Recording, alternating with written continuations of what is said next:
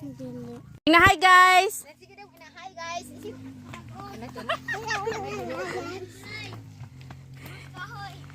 Galing kami simbahan guys. Ayan oh. Si Liam. Oh, kana oh. Kagaoy. Si MJ kanina nag-agi niya. Si MJ kanina. Kaya pag yung makita, labi mo kapahuro pa to kali. Ay, yun na dyan ng bata. Unsay makitaan, puro lami. Buingon na ba yun ang gutom kaayo? Agbutas ni mo ko ang butas.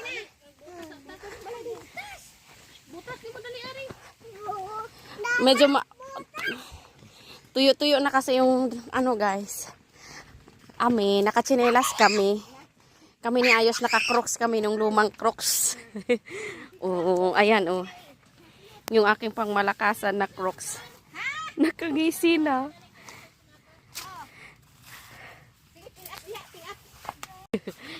Ayan, tita ko.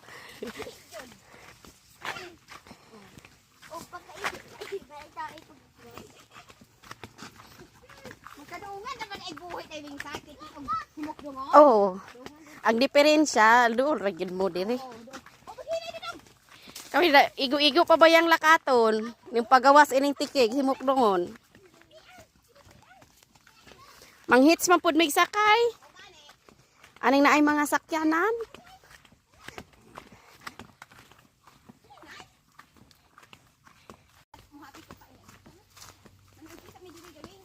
Sige.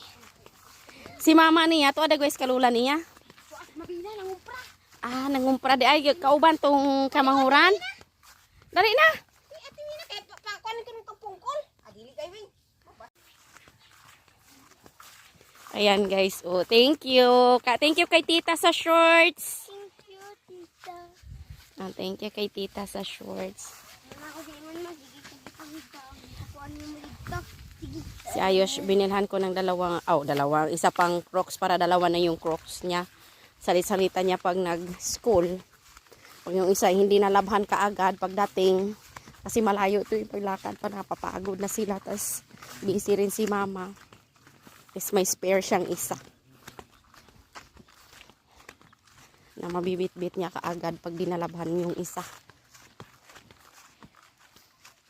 Tapos bukas. Kamusta ang school mo go, Yosh? Oh. Nakita na ko sa MJ dere ganina dito. Ah, si MJ. Yeah, kumusta man si MJ? Okay na si MJ. Lahi naman mo teacher ni MJ sa excuse me. Yun,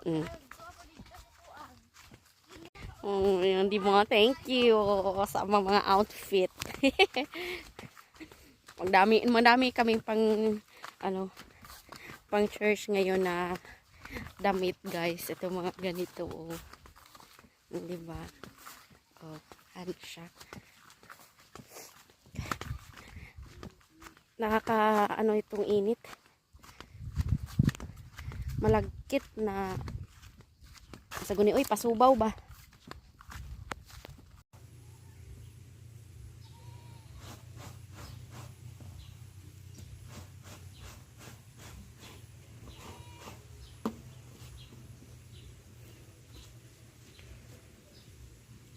Nasa mo?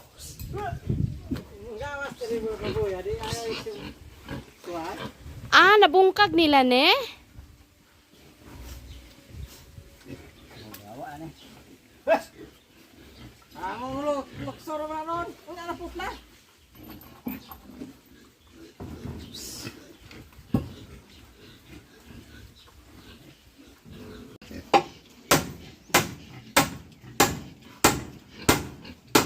Morning guys, so mga unta.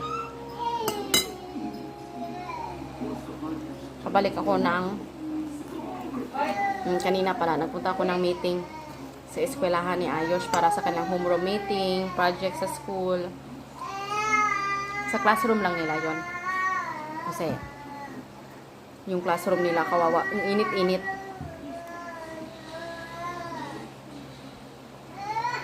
So napagkasunduan namin na mag-contribute kami ng ceiling fan, 25 parents. So May cabinet pa kami kasi wala silang filing cabinet. Tag 260 yung ano namin, yung contribution namin. Sa classroom lang yun. So, kakarating ko lang bali, guys. Nag-almusal ako kanina, pero parang nagutom ako, kakalakad ko ng konti. Bali. Nami akong sudan. Oh, nawala ang light. Ay, diha na ako ibutang akong kape. Tapos, babalik ako ng, Dumaguete rin ngayon. May dadaanan pa ako muna sa barangay kasi may kailangan ako doon. No, sa barangay hall. Tapos, puntahan ko si Elsa sa school at pakainin ko siya ng lunch. Saka ako alis. Doon na ako sasakay ng series. Diretsyon Dumaguete. Alas 2 sa madaling araw pa naman yung duty ko. Alanganin kasi pag last time, 6 o'clock ako malis. Alanganin, parang pagod na parang ang pagod ko pagdating ko doon. Na-error ako. Hapon, no, dili siguro. Medyo aga-agahan natin ng konti.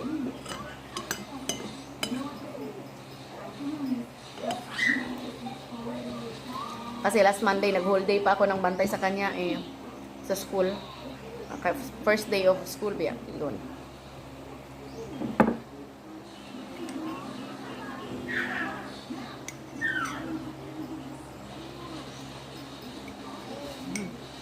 Sarap talaga ng kape, guys, kahit nakatapat ako sa electric fan.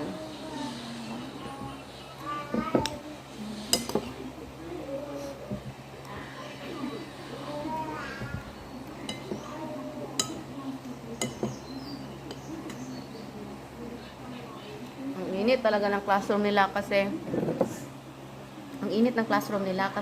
di ba yung room ngayon, di ba? Isa lang yung may window, yung sa kabila nakasarado siya. Sobrang init. Kaya, kasunduan ng mga parents na nag-contribute kami, 2 pirasong electric fan. Tapos, after neto, mag-meeting na naman para sa PTA sa buong school. Hindi ko alam. Pero, pinag-aanohan na rin sa klase na siguro, isasuggest natin na kahit mag-contribute monthly ng 20 pesos para may magbabantay sa gate. Ba?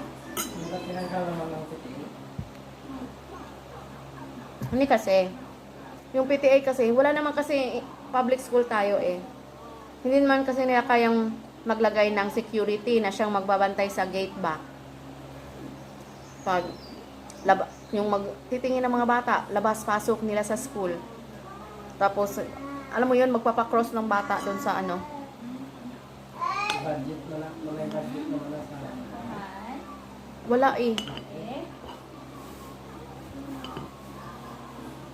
Kaya siguro kahit papano, kahit siguro mga tig 20 pesos, 500 parents siguro, the whole kuan. Pwede na nila yan. Kanang barangay tanod ba?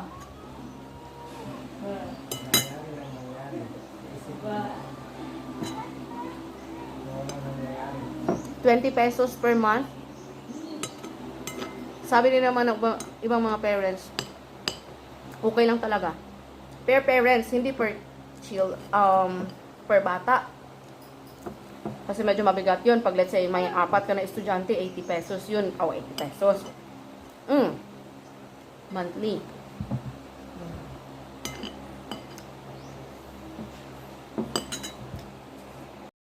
Ayan. Umulan pa talaga, guys. Pupunta ako sa barangay hall. May dadaanan lang talaga akong mahalagang bagay. Okay, mukha. Naligo na ulit ako.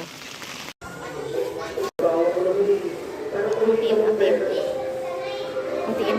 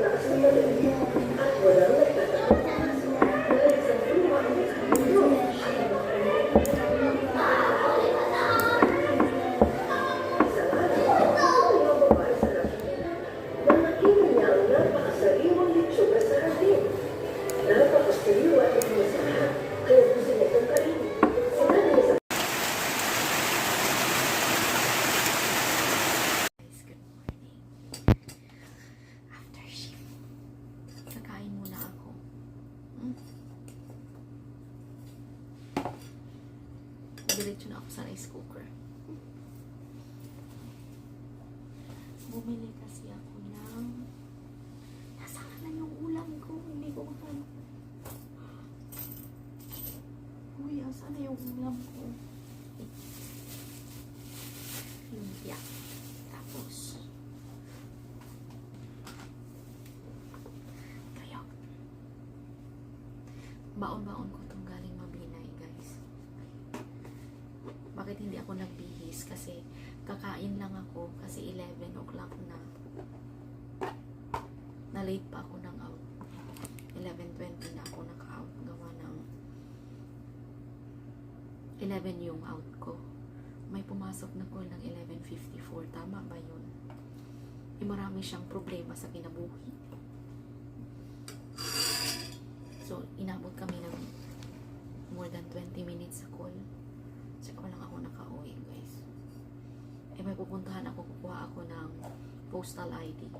So, nakain lang ako, tapos alis na. At the same time, pupunta ako ng mall kasi kailangan kong bumili ng electric fan para sa classroom. Yun yung project namin sa homeroom. Ay mo nakaka-uwi.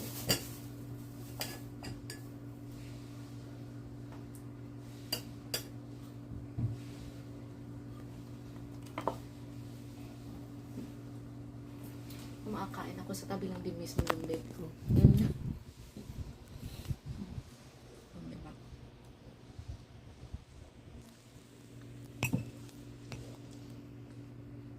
At mahulog pa. Mamaya na lang, guys.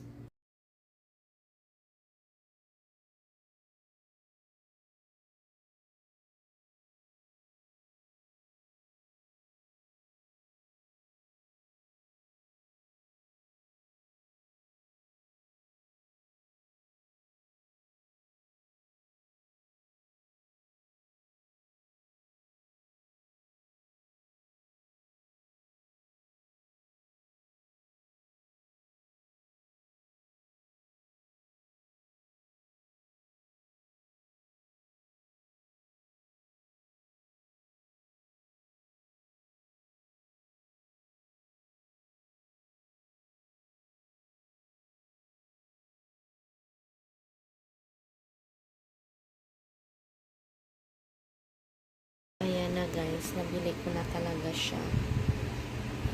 16 inches. Yung pinakamura to. So, yung budget namin sa school is 1,400 each. 1,090 lang to. O, diba? So, nakatipid kami. May tira pa dun sa pera namin na pwede namin gamitin anything na para sa school. Kasi, electric fan tsaka cabinet yung project namin eh. Yung cabinet namin, hindi pa namin na-budgetan ng pintura. So, yung tira, pang pipintura namin yun. Kung saan naaabot. Hindi pa. So, dadalhin ko to sa Sabado pag uwi ko. At bukas ay another, ano na naman, lakat. Pupunta na naman ako ng PSA bukas, guys. So, hindi ko alam. Siguro kukuha ako ng 5 pirasong PSA. Kasi kailangan talaga ng original copy. Alam mo yung may distinctive na, makikita mo, di ba? May mga fiber pala yun sa likod ng, parang security features. Yan pala yung pinakasakto nga term. Gusto nila talaga yung may security features. Ayaw nila yung simpleng photocopy lang na colored photocopy ng PSA mo. So, yun. Yun yung pupuntahan ko bukas. Pero siguro, I'm not sure. Parang feeling ko, kailangan ko siguro kumuha ng 5. Pero, 2 muna yung kukunin ko bukas. Mahal din kaya. At saka, kukuha pa ako ng negative report of birth ni Ayush. Para sa kanya naman yun. So, yun lang muna, guys. Yan, dito muna. See you next time. Thank you for watching.